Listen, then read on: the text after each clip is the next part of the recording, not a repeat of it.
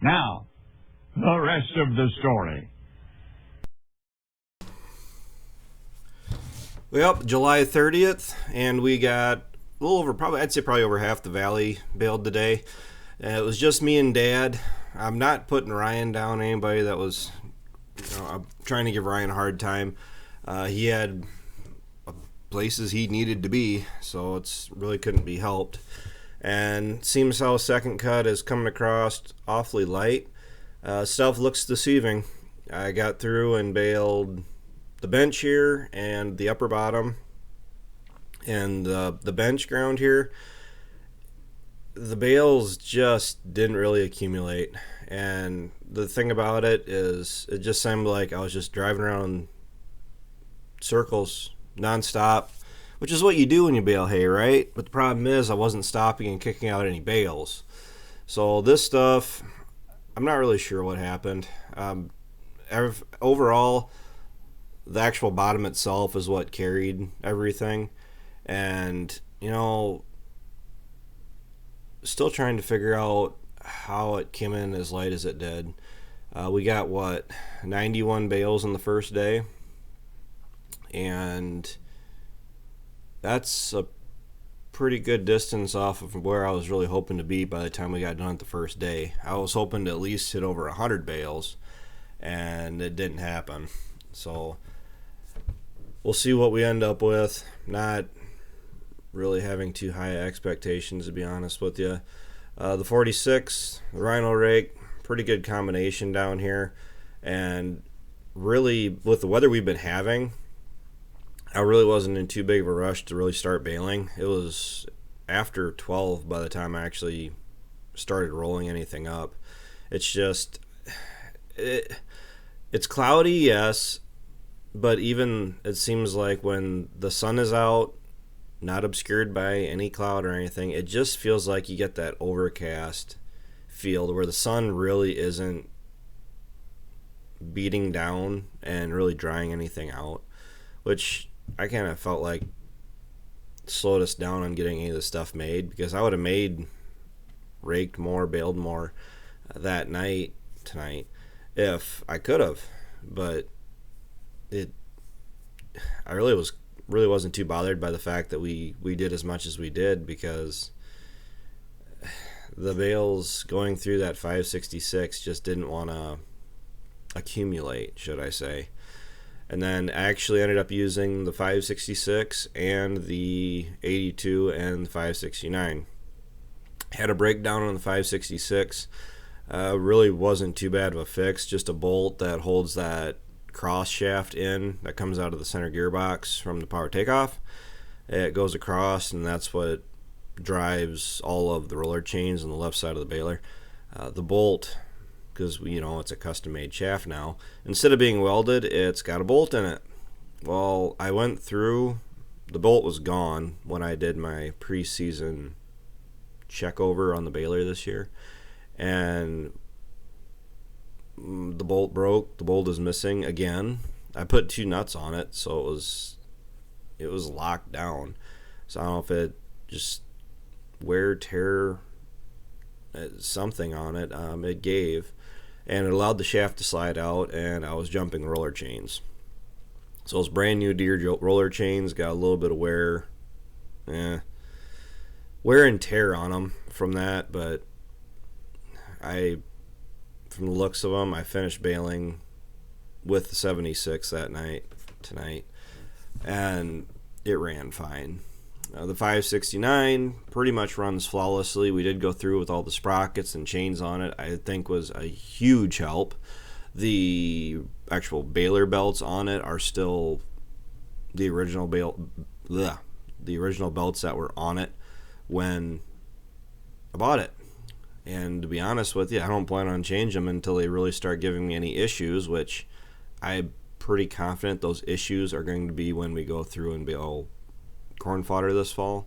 Because if belts are gonna fail, it's after baling corn, and it's just what it's gonna be. They claim these balers are meant for baling corn fodder, but the belts are the same ones that are on the 566. So maybe everything else is heavier engineered for doing corn fodder in the fall, but the splices, the pins, and those are your areas that are going to fail.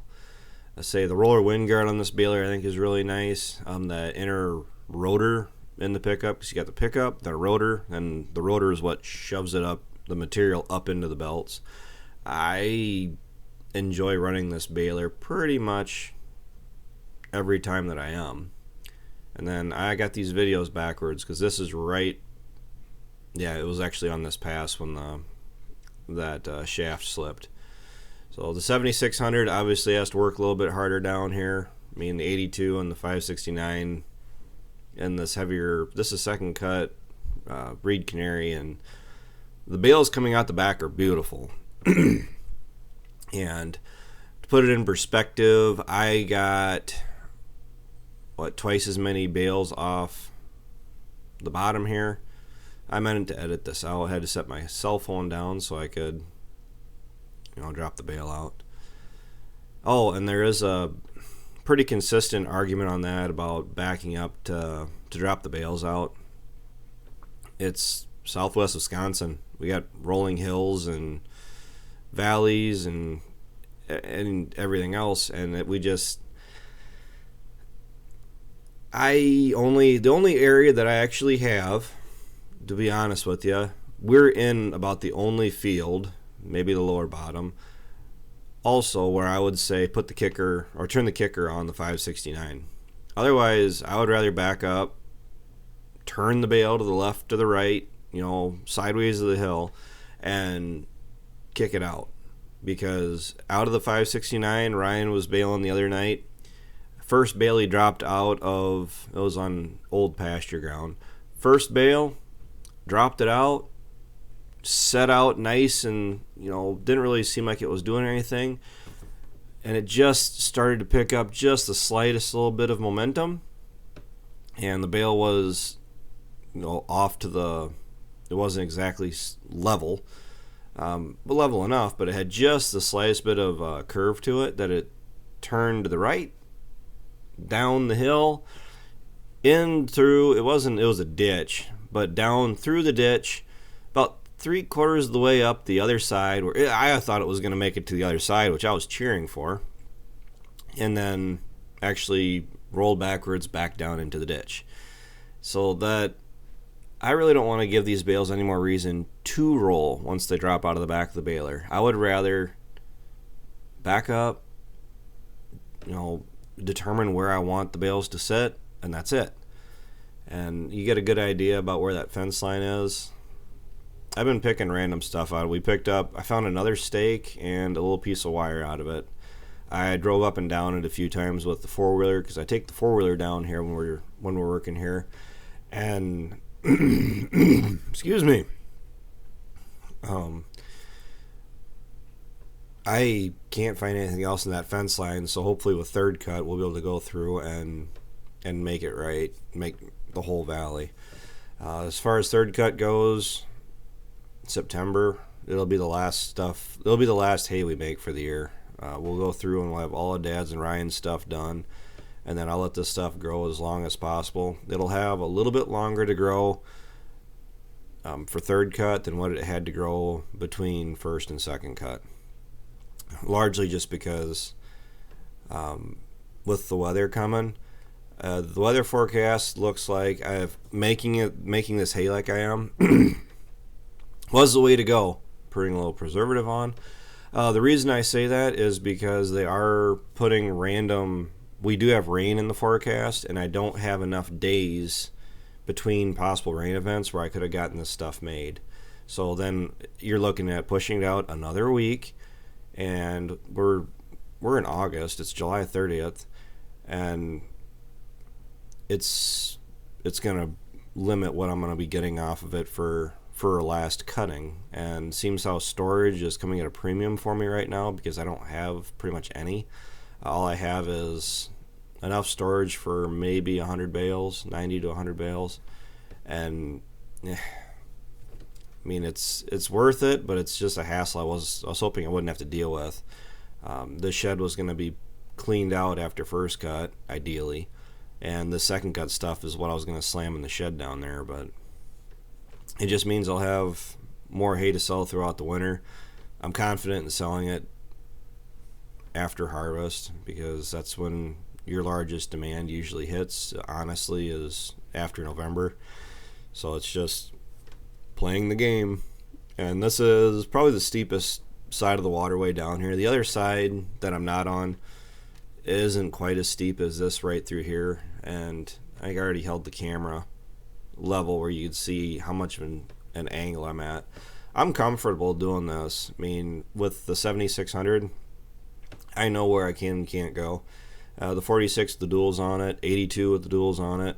I'm not really so much worried about tipping over down here. I'm actually more worried about getting stuck, as in getting into any of those wet low-lying areas that we really shouldn't be into.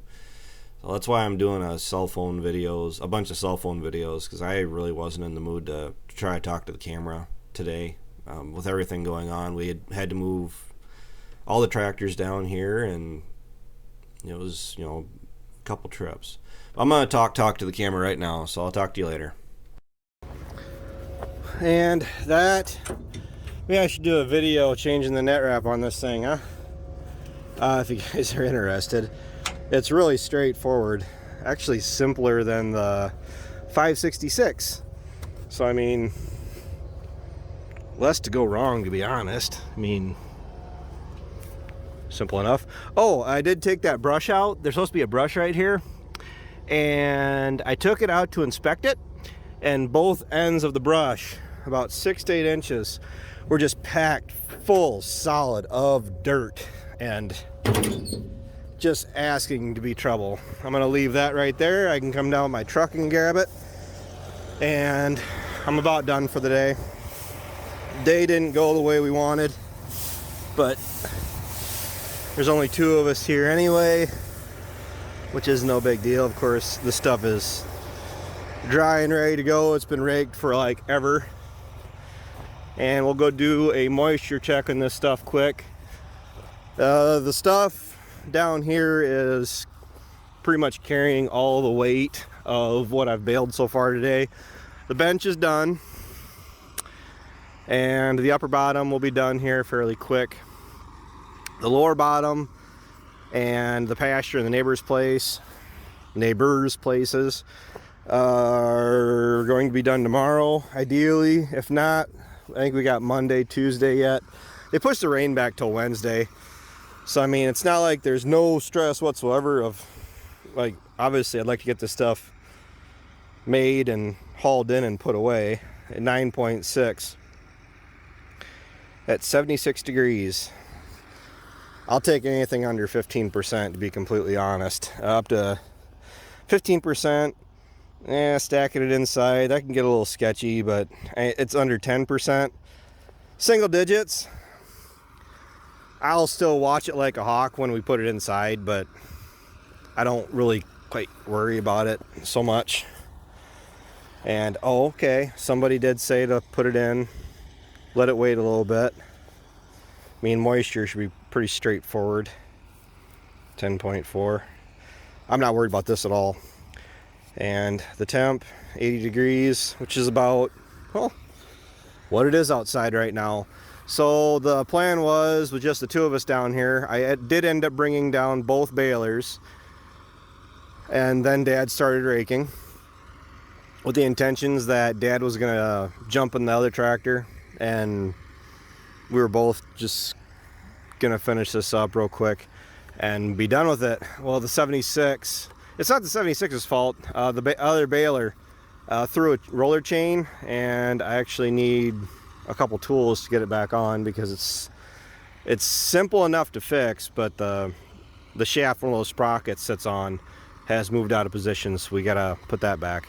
And then luckily enough, I have a second baler and a tractor that can run it, so at least I'm able to finish up everything that's raked, because I don't want to leave anything raked overnight as a general rule, because we've done that in the past and I never really like it, because then you get your dew from overnight, the moisture comes out of the ground up into the bottom of the windrow, and that windrow then keeps the moisture from being dried out of your windrow, and then you go through and have to handle it again, like with that New Holland roller bar rake of mine, and flip the bottom side up so it can air out.